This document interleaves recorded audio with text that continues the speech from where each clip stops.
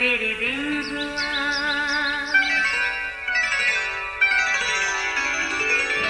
नया फिर दिन हुआ, पुरानी रात का करे सो शुक्र हम खुदा की जात का, खुदा की जात का, नया फिर दिन हुआ। आज की आयत। तब उसने उससे पूछा, तेरा नाम क्या है? उसने जवाब दिया, याकूब। उसने कहा, तेरा नाम आगे को याकूब नहीं बल्कि इसराइल होगा। पैदाइश 32 बाब 27वीं और 28वीं आयत। अजीजों, सियाने कहते हैं जो वक्त गुजर गया उसे भूल जाओ, आगे की सोचो, पर माजी की गलतियों से सबक जरूर हासिल करो। किस्से पुराने से ही, मगर बाज़ औक़ात माजी से जुड़ी ऐसी यादें वाबस्ता होती हैं जिन्हें याद करके होंठों पर हंसी बिखर जाती है। याद रहे, ऐसे मौका को हाथ से कभी जाने न दें, ज़रूर मुस्कुराइए। हाँ, कभी ऐसा भी होता है कि माजी का कोई तल्ख तजर्बा परेशानी का बायस भी बन जाता है। आज याकूब भी कुछ ऐसी ही कैफियत से दो चार था। उसे अपना भाई ईसाऊ याद आ रहा था, जिससे उसने उसके पहलौठे का हक भी ले लिया और धोखे से उसके हिस्से की बरकत भी बाप से ले ली। अगरचे घर छोड़ने की वजह भी उसका भाई ईसाऊ ही था, क्योंकि इसका इरादा याकूब के लिए इंतहाई खतरनाक था। सच कहें तो इंसानी महदूद अकल के मुताबिक याकूब का अपने भाई ईसाऊ के साथ ऐसा रवैया और सलूक उसे हर पल बेचैन किए रखता। मगर इसके बरक्स खुदा ने उसे ख्वाब में दिखाई देकर कहा कि जिस ज़मीन पर तू लेटा है तुझे और तेरी नस्ल को दूंगा, और ज़मीन के सब कबीले तेरे और तेरी नस्ल के वसीला से बरकत पाएंगे। खुदा ने उसे ये भी तसल्ली दी कि मैं तेरे साथ हूँ और हर जगह जहाँ कहीं तू जाएगा तेरी हिफाजत करूँगा और तुझे फिर इस मुल्क में फेर लाऊंगा। अजीज़ों, आज खुदा अपने वादे के मुताबिक उसे वापस उसी सरजमीन पर यानी बाप इसहाक के घर वापस ला रहा था। उसने खुदा के हुजूर खुले दिल से ये भी इकरार किया कि मैं तो सिर्फ अपनी एक लाठी लेकर घर से निकला था, मगर आज वो बाल बच्चों और माल मवेशी की सूरत में ढेरों बरकतें समेटे वापस पलट रहा है। बावजूद इन सब बातों के उसके दिल में ईसाऊ का खौफ अब भी मौजूद था, लिहाजा वो बड़ी प्लानिंग से धीरे धीरे आगे बढ़ रहा था। एक जगह पहुंचकर याकूब ने अपनी दोनों बीवियों, लौंडियों और 11 बेटों को घाट के पार उतारा। नदी पार कराने के बाद अब वो तन्हा था। अजीजों, यहाँ उसके साथ एक अजीब वाक़या पेश आया। हुआ यूं के पाँव फटने वक्त तक एक शख्स वहाँ उससे कुश्ती लड़ता रहा।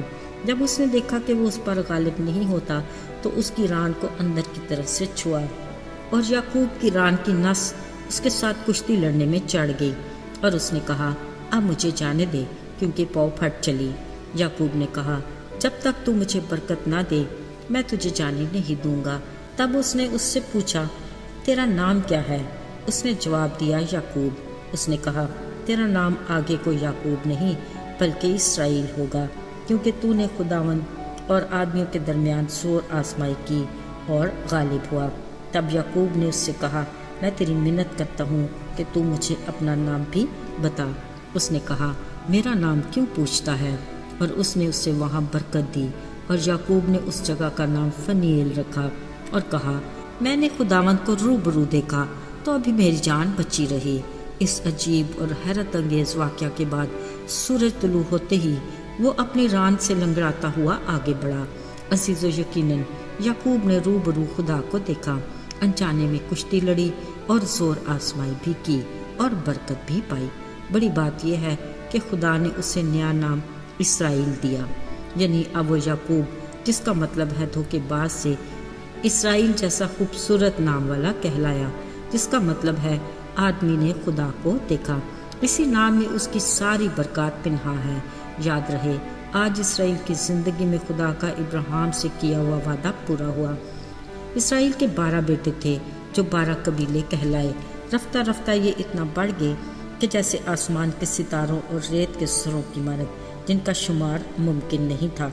ये महज अल्फाज नहीं, हकीकत है।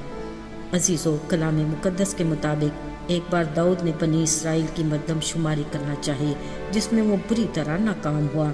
اس بات سے خدا سخت ناراض ہوا، جس کے جواب میں داؤد نے خدا سے کہا، میرے سے بڑا گناہ ہوا، اپنے بندہ کو معاف کر۔ آخر میں اسے اپنی وبا سے بچنے کے لیے سوختنی قربانی گزارنا پڑی، تب کہیں جا کر اس کی رہائی ہوئی۔ عزیزو، یاد رہے، خدا کا کہا کوئی وعدہ یا کوئی لفظ بے تاثیر اور حکمت سے مبرا نہیں، اسی لیے اس کے کلام کے بارے میں لکھا ہے کہ احتیاط کر کے عمل کر۔ ضروری ہے کہ جب بھی خدا کے پاک کلام کو پڑھیں، اس سے التجا کریں کہ وہ اپنے بڑے فضل سے ہمیں سمجھنے اور اس پر عمل کرنے کی توفیق عطا فرمائے، آمین۔ آئیے دعا کریں۔ زندہ جلالی آسمانی باپ قادر مطلق خدا، لشکروں کے رب، ہم بڑی عاجزی سے تیرے حضور میں آتے ہیں، اپنے دلوں کو انڈیلتے اور نیتوں کو تیری نگاہ میں رکھتے ہیں۔ ہمیں ہر اس کام سے بچا جو تجھے ناپسند ہے، اپنے بیٹے یسوع کے قیمتی لہو سے پاک اور صاف کر تاکہ ہم تیرے منصور نظر ہوں۔ یسوع کے مبارک اور جلالی نام میں مانگتے ہیں، آمین۔